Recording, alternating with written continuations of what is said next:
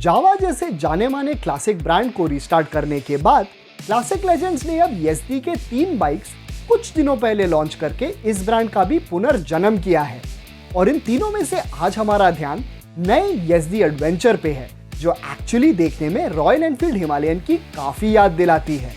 तो कितने एक जैसे या अलग है रॉयल एनफील्ड हिमालयन और YZD एडवेंचर, और इन दोनों में से ऑन पेपर कंपैरिजन में कौन सा बेहतर होगा, जानने से पहले बाइक देखो को सब्सक्राइब करना और बेल आइकॉन को भी दबाना मत भूलिए। शुरू करते हैं उस पहलू से जहां ये दोनों बाइक्स काफी सिमिलर हैं, और वो है इनका प्रोफाइल व्यू।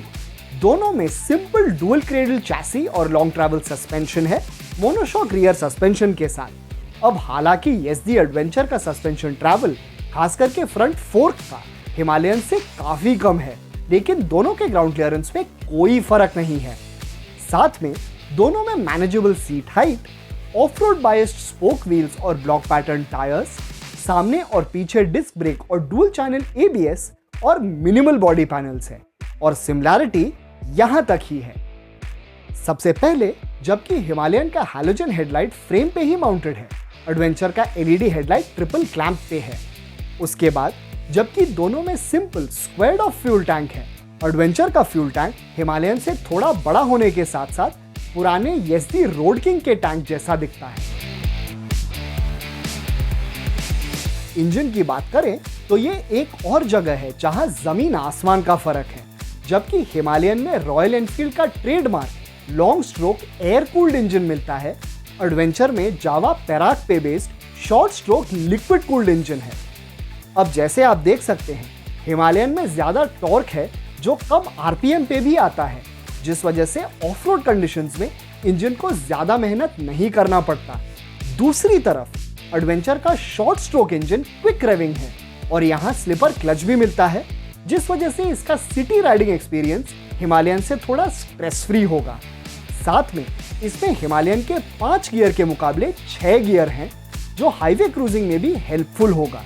और इन दोनों में तीसरा फर्क है कि एडवेंचर हिमालयन से 11 kg हल्का है, ऑल्दो इसका ओवरऑल परफॉर्मेंस पे असर हमें रियल वर्ल्ड कंपैरिजन से ही पता चलेगा।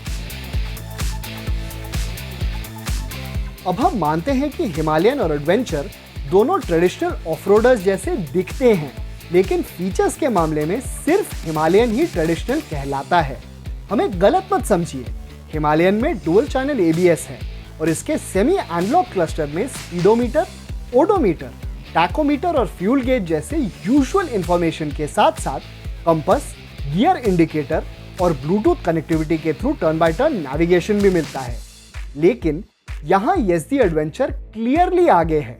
सबसे पहले इसमें हेडलाइट और टेल लाइट के साथ साथ इंडिकेटर्स भी LED हैं, और तो और इसके डुअल चैनल ABS में 3 सेटिंग्स भी हैं। उसके बाद इसमें आपको हैंडल बार पे ही USB-A और USB-C पोर्ट मिलता है, और फाइनली इसमें फुल्ली डिजिटल क्लस्टर है, जिसमें ब्लूटूथ कनेक्टिविटी के through turn by turn navigation के साथ आपको ऐप के थ्रू कॉल और मैसेज अलर्ट्स और ट्रिप इंफॉर्मेशन जैसे डिस्टेंस कवर्ड और एवरेज स्पीड भी मिलते हैं।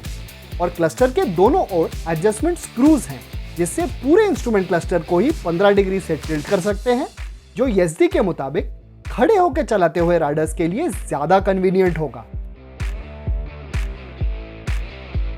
और अब आते हैं सबसे इंपॉर्टेंट क्राइटेरिया पे, जहां फिर से YZD एडवेंचर के लिए एडवांटेज है।